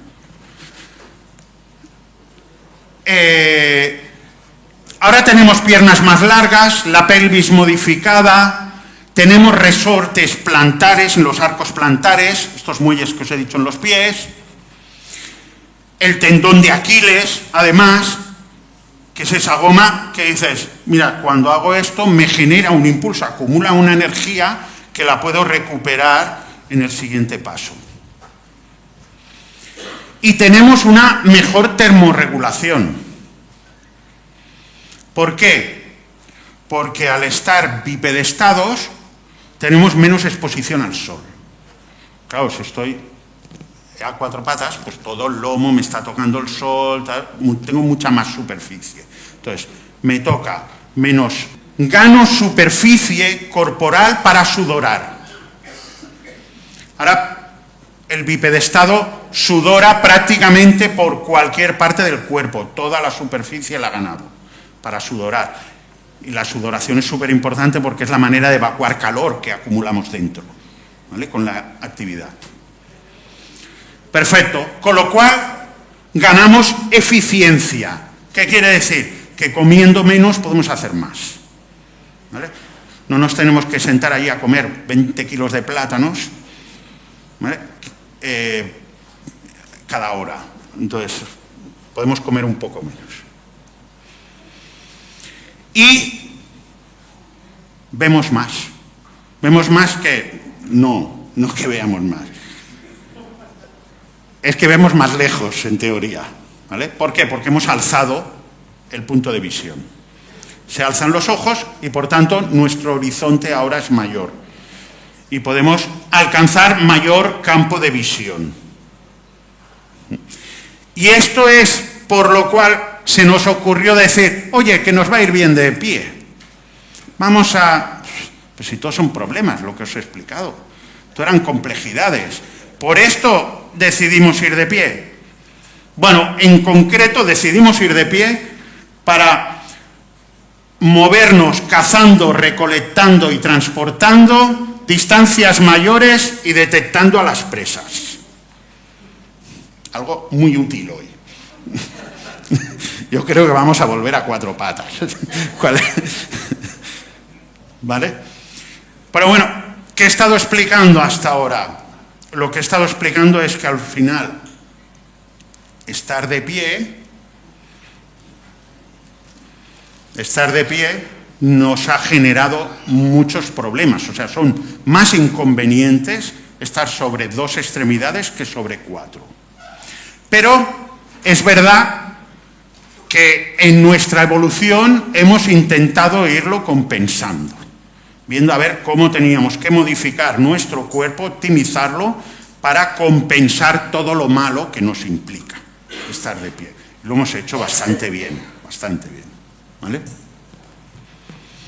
Por tanto, podemos decir que estar de pie es una postura natural hoy del Homo sapiens. ¿Okay? Una postura natural y por sí sola, estar de pie no implica ningún riesgo, si todo está bien. A ver, si tienes algo que he comentado yo que no funciona bien, cada persona pues, tiene problemas y tal. Tienes algún problema, no te funciona bien, pues te puede generar todo lo que hemos explicado, ¿vale? Pero en principio, si todos los mecanismos están funcionando bien... Ahora bien, hay muchos documentos relacionados con prevención de riesgos laborales que nos dicen que estar de pie, bipedestados, es un factor de riesgo para la salud. Se habla de la bipedestación como riesgo laboral. ¿De dónde viene esto? Bueno, hay que matizarlo, porque si miramos ya la literatura científica, ¿vale? No el Google, no el ChatGPT, se señala como potencial problema, un potencial problema, estar de pie de forma estática y prolongada. Y eso sí que parece que puede ser un problema. ¿Vale? No nos pusimos bipedestados para estar quietos durante mucho tiempo. ¿Y qué significa estar de pie de manera estática y prolongada? Y esto sí que lo encontramos ya en literatura científica y los criterios están claros. Estar estático, bipedestación estática o restringida, lo que significa es que no te mueves conceptualmente, estás de pie y quieto. Objetivamente, algo medible, ¿qué significa? Que estás dentro de 1 metro cuadrado. Y hay gente que trabaja así. Hay gente que tiene que trabajar dentro de 1 metro cuadrado y no puede salir de allí. No parece muy sano eso. Entonces, estamos hablando de un área de 1 metro cuadrado, como está abajo, o un círculo de radio 20 centímetros. Al final, lo que significa es que no te mueves. ¿Vale? Ojalá, cuando no te mueves, quien esté en esa situación se mueva un mínimo. ¿Qué significa? Que si puedes, a la mínima que puedes, camina. Con cualquier excusa, camina. A la mínima que puedes, cambia las presiones, como estoy haciendo yo ahora. Ahora me estoy apoyando más en la derecha, ahora me apoyo más en la izquierda, me pongo una caja delante para hacer este gesto y apoyarlo, ¿vale? Apoyo el pie. Son alivios, ¿vale? Ese movimiento que estoy generando son alivios, si no puedo caminar. ¿Y qué significa prolongado? Pues prolongado está establecido que es durante más de 1 hora continua en el día, o bien voy sumando los ratos y al final me suman más de 4 horas en total en la jornada. Eso significa durante mucho tiempo. Quieto y durante mucho tiempo. Técnicamente es bipedestación estática prolongada. ¿Ok? ¿Claro el criterio? Perfecto. Pues ese es el problema. Ese es el factor de riesgo laboral, la bipedestación estática y prolongada. Es un riesgo significativo. O sea, si yo tengo que trabajar así, ¿me va a dañar? No está claro. Tampoco exageremos las cosas como son, ¿vale? No está claro, no hay ningún estudio epidemiológico hoy en día, aún publicado, que demuestre que una persona, por estar de manera estática y prolongada, pues vaya a sufrir algún tipo de daño o tenga una probabilidad importante de que sufra algún tipo de daño. Pero parece, ¿vale? Pero, aún así, parece que muy sano no es, ¿vale? Con lo cual, vamos a intentar evitarlo, ¿vale? Y promover en las empresas que eso no suceda. Es eso. Tomarlo como un riesgo, sí, es un riesgo, tomarlo como un riesgo laboral, sin ser muy radical, pero a la que podamos, oye, vamos a intentar eliminarlo. ¿Y cómo se puede eliminar? Pues modificando la organización del trabajo, vamos a incrementar la rotación entre otras tareas y puestos. Oye, que no esté la misma persona aquí todo el día, ¿vale? La vamos a hacer más polivalente, le vamos a formar para que pueda hacer otras actividades, otra que tenga que caminar y ahora la que ha estado caminando que esté quietita, ¿vale? Por ejemplo. Incrementando el contenido de trabajo, es decir, que no solo esté aquí haciendo el pim pam, sino que además soy la misma persona que va, coge esto, lo trae, lo pone, que no venga otro y me lo traiga y me lo pongo. Soy yo que voy, ¿vale? Porque estimulo el caminar, elimino lo de estático restringido. Rediseñar el puesto. ¿Cuál es el ideal? El ideal es que cualquier puesto de trabajo se pueda hacer, tanto de pie como sentado, y que además sea la persona que pueda decidirlo. Pueda decidir, ahora me voy a estar un rato de pie, ahora me voy a estar un rato sentado. Esto es el ideal. Seguro que ni los que trabajáis en oficina en algún momento lo podéis hacer esto. Pero es el ideal y hay que tenerlo siempre en mente. A la que se pueda, planos regulables en altura, porque ahora voy a trabajar de pie, lo tengo que elevar, ¿vale? Ahora lo voy a bajar porque me voy a sentar, espacio para las piernas porque me voy a sentar y me tengo que sentar cerca, ¿vale? Las puedo tener que poner debajo, etc. Vale. Cuando no es posible, como mínimo lo que se recomienda, los estándares internacionales recomiendan como mínimo poner una alfombra antifatiga, que es la alfombra que estaba pintando allá, como mínimo hay que poner eso, ¿vale? Y se puede complementar con una gimnasia médica compensatoria. ¿Qué es una gimnasia médica compensatoria? O sea, aparte de lo técnico, que es poner la alfombra antifatiga, que lo que genera son micromovimientos estando quieto, estoy haciendo micromovimientos de la zona plantar sobre el suelo, ¿vale? Y eso hace un estímulo para que siga funcionando el sistema cardiovascular que he comentado.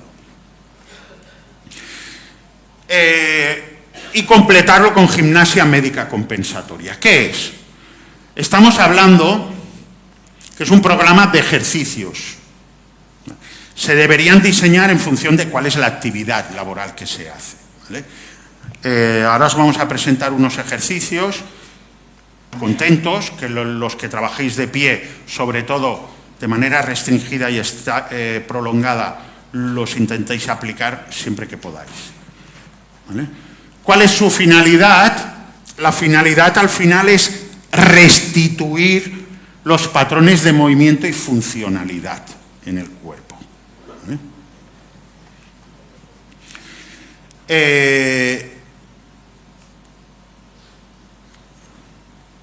Bueno, ahora tenemos a nuestro compañero Kevin Meneses, especialista en acondicionamiento físico, colaborador nuestro de CENEA, y con él vais a aprender y os va a motivar para que los pongáis en práctica, ¿vale? Gracias. Gracias, Kevin. Ok. Bueno, muchas gracias por los aplausos, muchas gracias sobre todo por venir, os lo agradezco muchísimo. Como os han comentado, soy Kevin, gracias Enrique, gracias Sonia por contactar conmigo, por darme la oportunidad de venir aquí hoy. Os voy a enseñar los siguientes ejercicios, ¿vale? Son 11, no significa que esos 11 necesitéis aprenderlos todos. Depende de la persona, depende de tu actividad laboral, depende de tu actividad física, vas a necesitar más uno o vas a necesitar más el otro, depende. Si sueles, por ejemplo, necesitar un poquito más, tener tus cervicales más agachadas, sueles estar más de pie, sueles moverte un poquito más, depende de qué extremidad sueles mover, uno va a ser más efectivo que otro. Entonces, os voy a presentar los primeros ejercicios. Comenzaremos de arriba hasta abajo, así que, sobre todo, atentos con el que más creas que te puede ayudar. Primero, elongación cervical. Mientras los voy explicando, podéis ir probándolo para ver cómo se hace. Muy importante, aquí lo que vamos a hacer es simplemente desde aquí, desde esta posición, vas a hacer una rotación y desde esa rotación vas a llevar e inclinar tu cuello hacia abajo, intentando que tu mandíbula, que tu barbilla vaya a tocar el codo. siempre sin forzar. Vas a notar un pequeño estiramiento, sobre todo en el esternocleidomastoideo, el famoso músculo que todo el mundo sabe. Rotamos y desde aquí llevas hasta abajo estirando. ¿Cuánto tiempo? 6 segundos aproximadamente. Si estoy 4 segundos, no pasa nada. Si estoy 5, no pasa nada. Es un tiempo aproximado para que tengáis ese patrón segundos hacia el otro lado. Hay ejercicios mucho más sencillos que otros, ejercicios más complicados donde pararemos más, pero luego al final, si tenéis alguna duda, alguna pregunta, me lo preguntáis, que no tengo ningún problema. Segundo ejercicio, estabilización cervical. Para mí ese es el más fácil.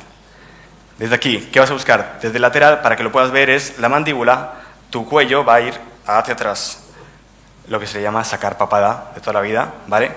Y vas a tu cuerpo, metes 6 segundos y ya está. Muy sencillo. Este para mí es el más sencillo. Y luego vamos a añadirle otro pequeño movimiento para que, si quieres compensar, hacer los dos de una vez y a la vez también activar otras zonas, como sería la zona dorsal, pero luego lo veremos. Seguiremos con el tercer ejercicio. Aquí, elongación de la musculatura superior. No es el mismo que el primero. En el primero rotábamos e inclinábamos. Aquí simplemente inclinas. Como puedes ver, tenemos dos. Uno que es hacia adelante, que vas a hacer. Antes metíamos, ahora extendemos, como si quisieras sacar ese cuello de tortuga. Extiendes y con la mano, me pongo la otra para que me veáis, haces fuerza, siempre sin forzar, sin forzar. Extiendes y haces un poquito más de fuerza. ¿Para qué? Para ayudarte y estirar un poquito más. Seguimos con el segundo, que seguramente ya lo habremos hecho, pero no sabíamos que nos iba a ayudar tanto. Mano a la cabeza, estiramos, no forzamos. Lo mismo, 6 segundos a un lado, 6 segundos al otro. ¿Qué pasa si lo hago más rápido? Bueno, es mucho mejor que le des un poquito más de tiempo para que esa zona pueda estirar y sobre todo relajarse. Entonces, lo que he dicho antes, tanto en los anteriores ejercicios como en estos, ¿cuántas veces? 6 segundos y lo puedes hacer entre 2, 3, 4 veces. Realmente no te va a llevar mucho tiempo, 6 segundos 3 veces es muy poco tiempo, lo haces en menos de un minuto. Entonces, tú te lo vas regulando, sobre todo, el ejercicio se tiene que adaptar a ti. Si quieres hacerlo más veces porque sientes que te hace falta, que te estire de verdad y que te ayuda, a los 10 veces no pasa nada. Lo importante es que se adapte a ti. No es un ejercicio para una persona ni para otra, sino es adaptándolo. Seguimos con la siguiente diapositiva, estabilización cervical y dorsal. Aquí sí que es más importante lo que hacíamos antes de meter ese cuello hacia adentro, ahora le vamos a añadir esa extensión de los hombros, ¿vale? Simplemente tus codos van a pasar la línea de tu cuerpo y desde aquí, si tienes un apoyo, si tienes algo en el que ejercer fuerza, como podemos ver aquí, la pared, va a ser mucho mejor. Si no, no pasa nada. Os voy a explicar cómo hacerlo sin esa ayuda. Lo he intentado hacer desde el asiento y no es tan cómodo, no es tan agradable, pero bueno, no pasa nada. Y aquí lo mismo, aguantaríamos 6 segundos.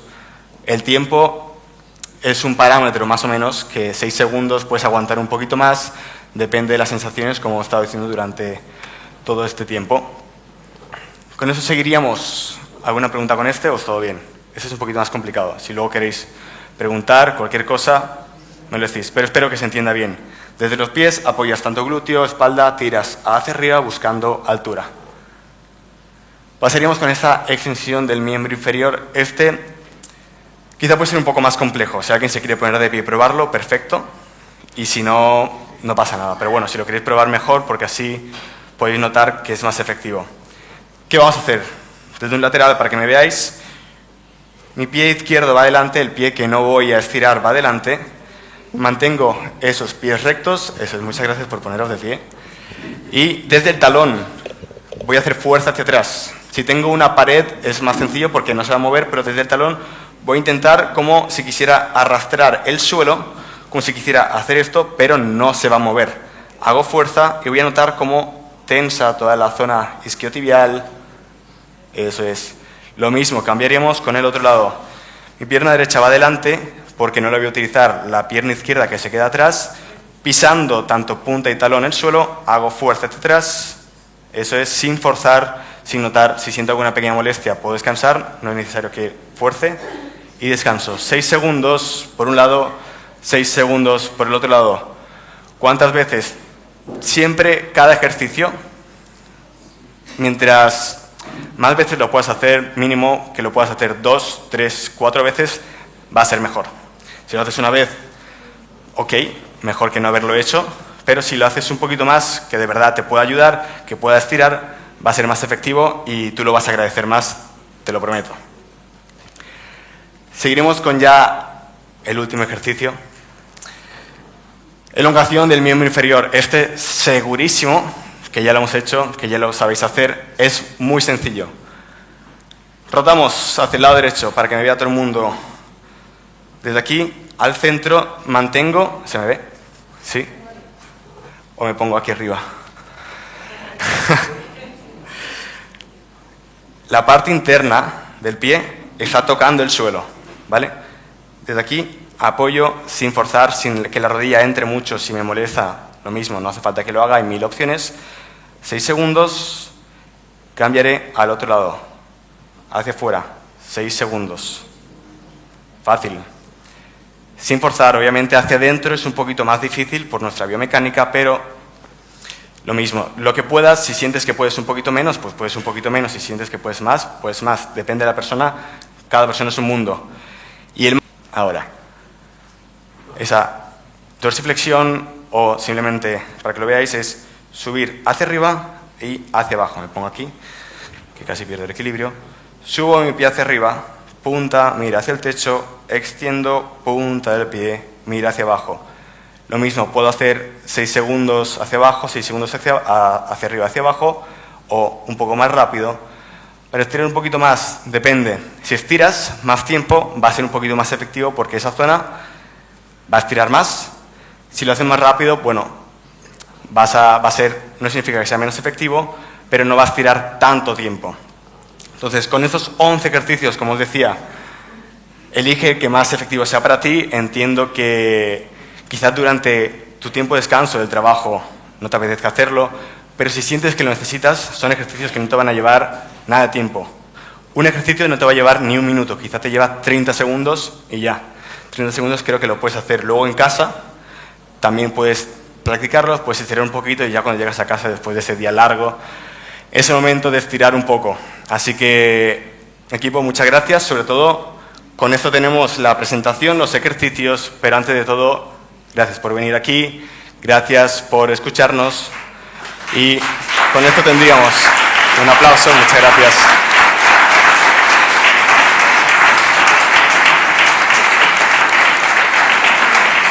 Espero que no se os haya hecho muy larga la presentación, que os hayan ayudado los ejercicios y sobre todo que a partir de ahora os puedan servir y aunque no os va a cambiar la vida, pero por lo menos os puede ayudar, que es lo que más me importa a mí. Así que muchísimas gracias. Hasta luego.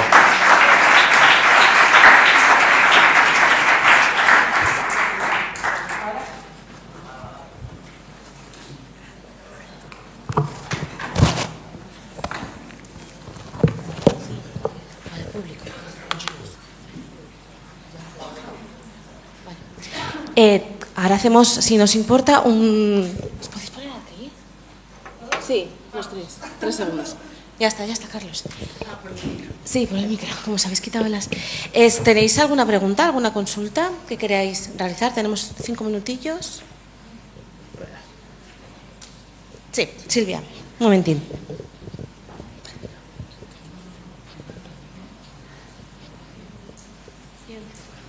Es muy sencilla.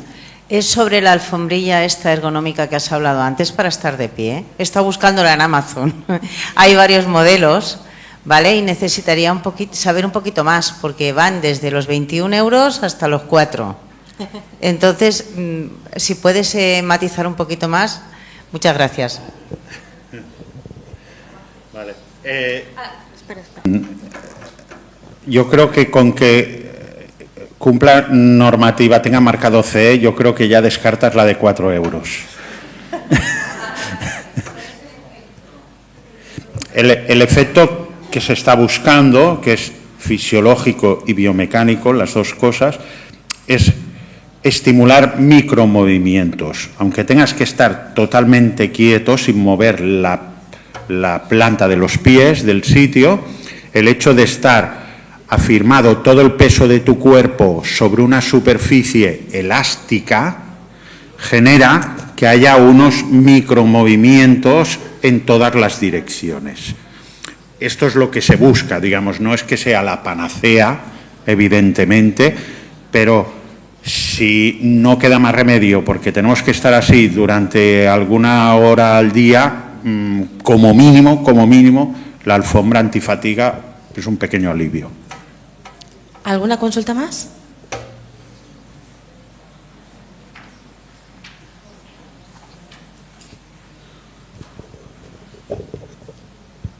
Hola, es para Sonia. Quería saber, has explicado en tu intervención toda la guía para una postura de pie.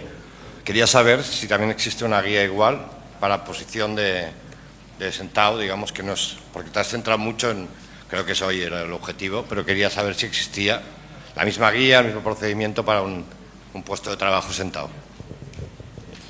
Bien, a ver, cuando hablamos de riesgos ergonómicos biomecánicos, principalmente estamos hablando de exposición a trabajos que tienen una exigencia física importante, elevada. No quiere decir que cuando estemos en un puesto de trabajo sentado no la tengamos, pero sí que es verdad que a nivel postural, si estamos sentados, una flexión de tronco es exactamente igual sentado hacia adelante que de pie hacia adelante. Entonces, los criterios funcionan igual, estando de pie o estando sentados, y lo que varía sería en tema de extremidades inferiores. De todas maneras, en la guía, los criterios de identificación de peligros son adaptables tanto para postura de pie o postura sentado, aplican para las dos. Los de la guía de evaluación rápida también aplican para extremidades superiores, inferiores, tronco, cabeza y cuello. No hay una distinción exacta. Y como no hay evaluación rápida para posturas, no hay evaluación rápida para posturas críticas, digámoslo así, entonces no hablaríamos de esa diferencia de sentado de pie cuando la postura de flexión de rodilla llega casi a su rango articular máximo. Pero es aplicable tanto para posturas de pie como para posturas sentado. ¿Alguien más? Por complementar, digamos que al final el estar sentado durante todo el tiempo también puede ser, parece que no es muy saludable. Entonces, al final el concepto es el opuesto al que hemos hablado hoy, es que está sentado y quieto todo el tiempo. Hay que estimular el levantarse y el moverse. Entonces, como guía, digamos, posibles problemas, una es que no adoptes dentro de estar sentado y quieto, lo ideal es que sea con las posturas mejores. Y eso puede ser o bien por malos hábitos o porque el diseño del puesto no me permita adoptar posturas mejores. Entonces, a nivel dimensional, que debería cumplir un puesto de trabajo sentado, qué espacio necesito para las piernas, para poder hacer extensión de rodilla, etcétera, que me quepa el muslo, regulación de silla, etcétera, etcétera, etcétera. Tenemos una norma ISO que es muy útil porque tiene todos los parámetros dimensionales que funcionan en todo el mundo, que es la 14.738. Simplemente para tener el dato ahí de que hay un documento normativo que orienta a nivel dimensional. ¿Más preguntas?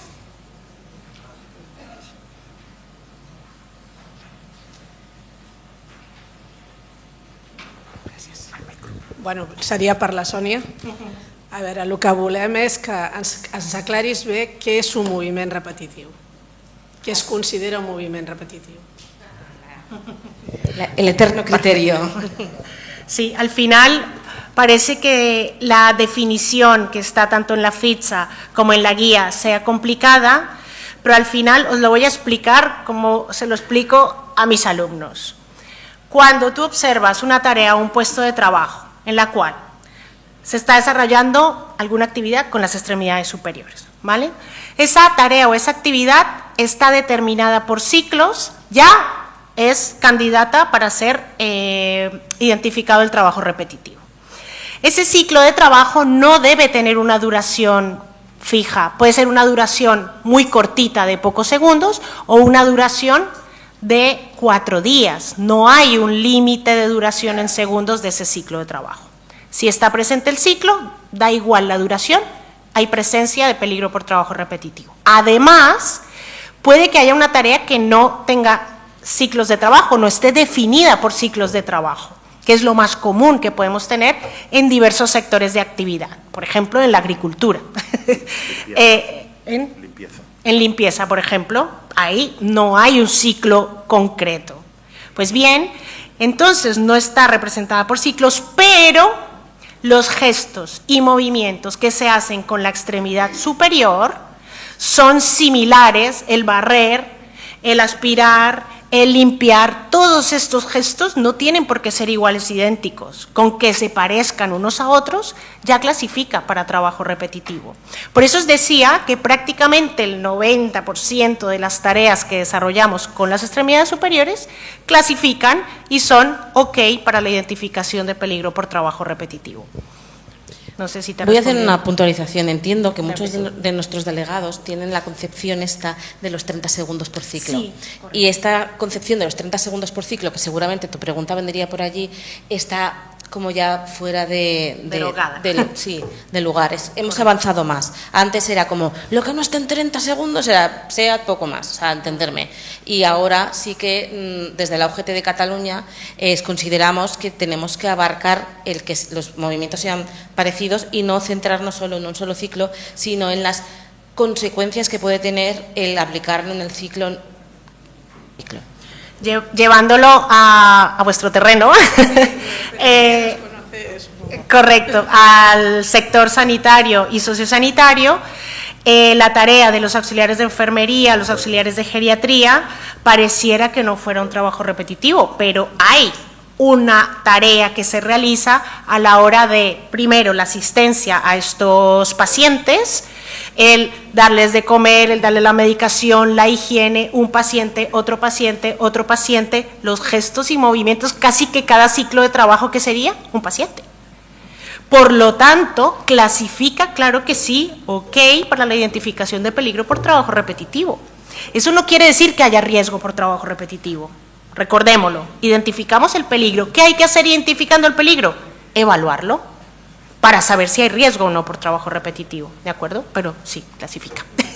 Yo solo te quería hacer una aportación. A ver, tú sabes el problema que tenemos con las barandas de las camas. Sí. Esto se nos ha dicho por activa y por pasiva que no son movimientos repetitivos, cuando nosotros estamos constantemente haciendo este movimiento. Hemos de bajar y subir esas famosas barandas. Barandas que, bueno, tú ya sabes la problemática que hay. Correcto. La tarea... Sí, un caso, todo lo que sean más específicos, vale. más concretos, y luego Fuera, seguro vale. que... Sí.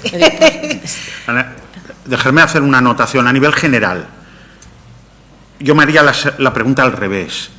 Digamos, ¿cuándo no es trabajo repetitivo? Es decir, pensar que si no se identifica en un puesto de trabajo el peligro de trabajo repetitivo, la extremidad superior, la exigencia que tenga la extremidad superior, no se va a evaluar. O sea, va a quedar sin evaluar, cuando luego la gente lo que desarrollan son epicondilitis, síndrome del túnel carpiano, etcétera, manguito rotador. O sea, si no identificamos el peligro de trabajo repetitivo en extremidades superiores, la exigencia que tengan las extremidades superiores no se va a evaluar y, por tanto, lo vamos a omitir. Por tanto, velar porque se identifique y se evalúe prácticamente casi siempre. La última pregunta. Pues no n'hi ha. Doncs, moltíssimes gràcies a tot l'equip de SENEA per la vostra participació a la nostra jornada.